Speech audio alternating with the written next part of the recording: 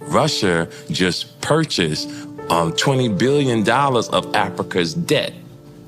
Wow. Oh, yeah. And China's invested heavily in Africa and Latin America. It's chess and it's they moving the way we don't see people moving. And Uganda, who is a powerful nation, but they didn't put on the news last week, and found $20 trillion worth of gold.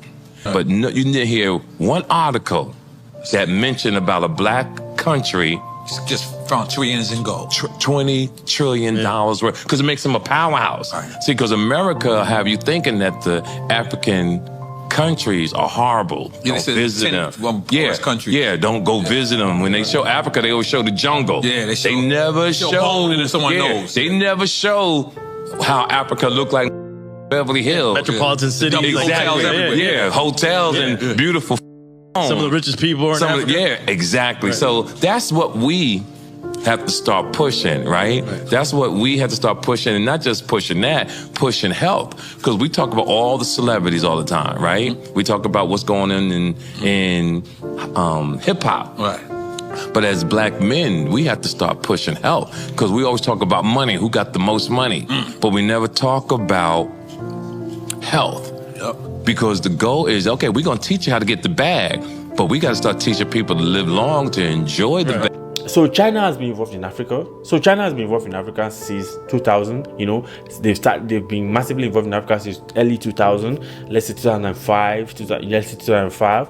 And from 2005 to this time, which is like 2 decades, compared to the 50 years that other European nations, IMF and the World Bank have been giving economic advices to African nations, the level of success, economic development that African nations have achieved with their relationship with China, they've never achieved that kind of level of relationship of development in their 50 years of relationship with IMF or World Bank. Because IMF economic policies or economic advices didn't help any of these African nations to grow. They still remain poor.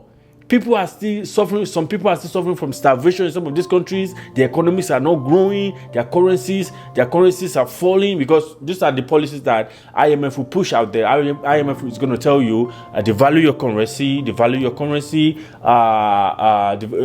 go for loans. You know, this kind of policies that actually won't help your economy to grow for such nations that are underdeveloped. But they would not advise you as a country to invest in infrastructures.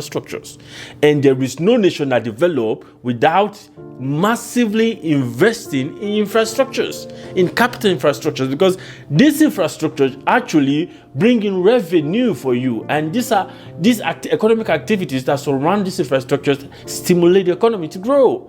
So if IMF wasn't giving this advice in their over 50 years of relationship with African nations as the traditional creditors, China came in 2 decades. China was doing that. China was literally giving loans for infrastructures.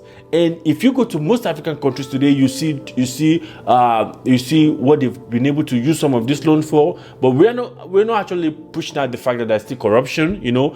But it's evident with what they've been able to do with Chinese loans, like massive investment in transportation sector, you know, building gigantic airports, you know, railway tracks, railways, trains, you know, investing in their energies, investing in minings, in their mines, and a lot of infrastructures, a lot of investment in these infrastructures. And these infrastructures in these respective African countries have been able to a point, stimulate the economy, you know. And that's why they've come to the realization that if we've been able to achieve this level of success with just 2 decades of relationship with Chinese, then, and compared to what we've achieved with the traditional creditors, you know, the IMF, the World Bank, the Paris Club,